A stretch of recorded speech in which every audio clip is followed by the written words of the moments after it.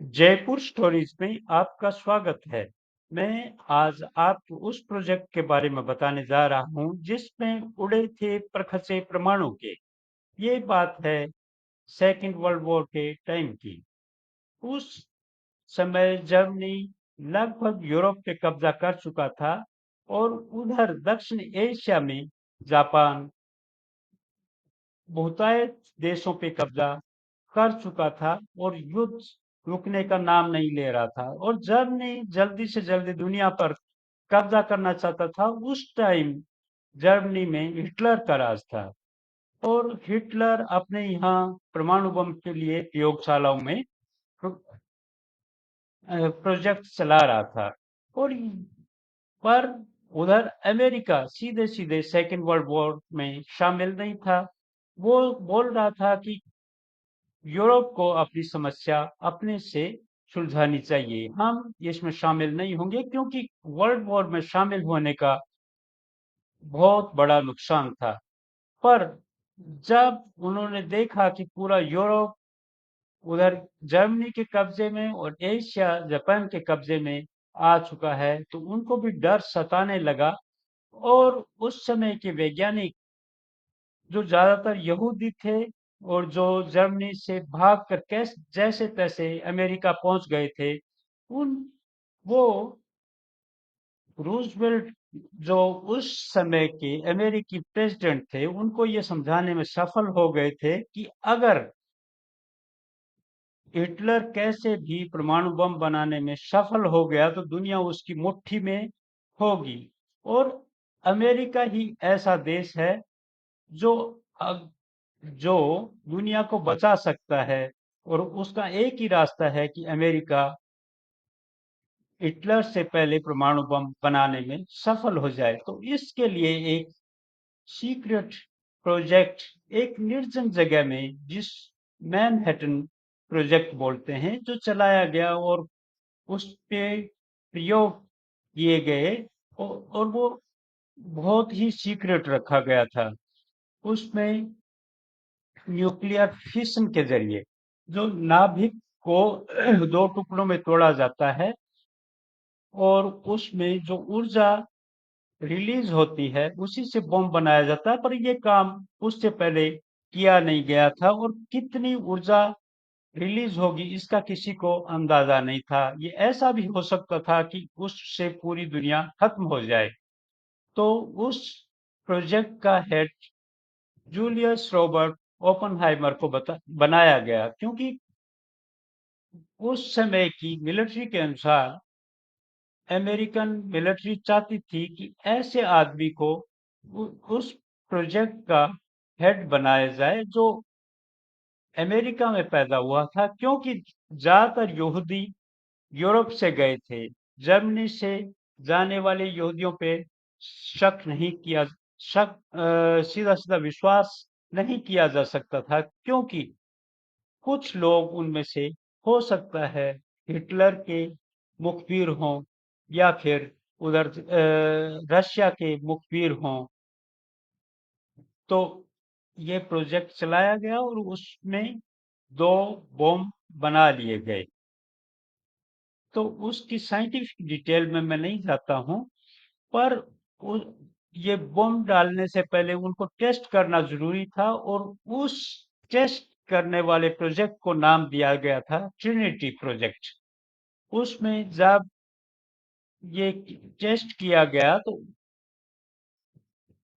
जो टावर पे ये बॉम्ब का सैंपल लटका के जो जब उसका विस्फोट किया गया, तो ओपनहाइमर ने गीता का वो श्लोक पढ़ा जो 11वें अध्याय का 32वां श्लोक है, जिसमें श्री कृष्ण कहते हैं कि मैंने दुनिया दुनिया को मैं ही डिस्ट्रॉयर हूँ, मैं ही विनाशक हूँ। और उन्होंने उस इतनी एनर्जी उसमें उत्सर्जित हुई कि उनको भी अंदाजा नहीं था, ओपनहाइमर को बिल्कुल भी विश्वास नहीं था कि इतनी एनर्जी रिलीज होगी और वो उसको साक्षात दुनिया का विनाशक समझते थे और वो दोनों बॉम्ब जापान के हिरोशिमा और नागासाकी पे डाले गए, जिससे कई हिंसा तबाही हुई और कहीं न कहीं ओपेनहाइमर इस सब तबाही के लिए खुद को जिम्मेदार मानते थे। तो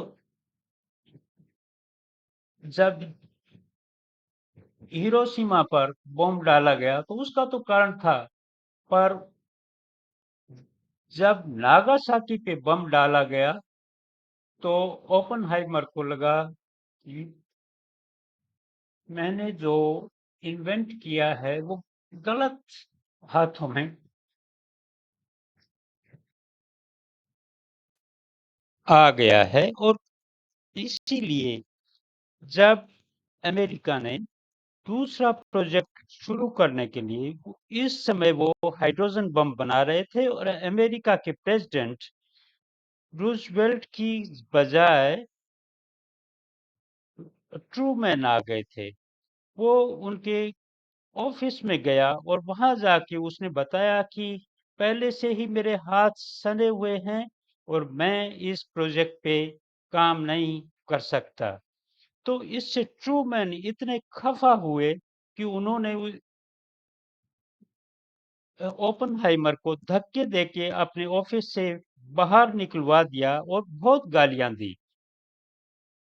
पर आखिर के दिनों में ओपेनहाइमर के ऊपर केस चलाया गया और उनको कम्युनिस्टों का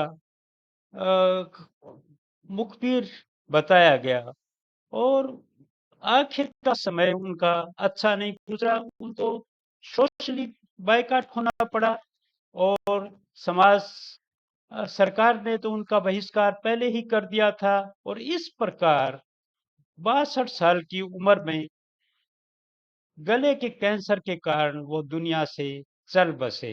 इस प्रकार उन्होंने जब दुनिया को तबाह करने के लिए हथियार बनाए, तब अमेरिका उनके साथ था।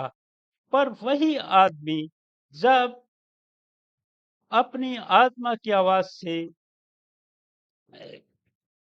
ये हाइड्रोजन प्रोजेक्ट में शामिल नहीं हुआ तो उनका बहिष्कार कर दिया गया। कैस यही जूलियस रॉबर्ट ओपेनहाइमर बहुत प्रतिभा के धनी थे, और उन्होंने सेंस गीता को उसके ओरिजिनल फॉर्म में जानने के लिए संस्कृत सीखी थी, जिस और वो बात-बात में गीता को उद्धृत करते थे। और उनकी बाकी की ज़िंदगी के बारे में मैं कभी और वीडियो बनाऊँगा। धन्यवाद।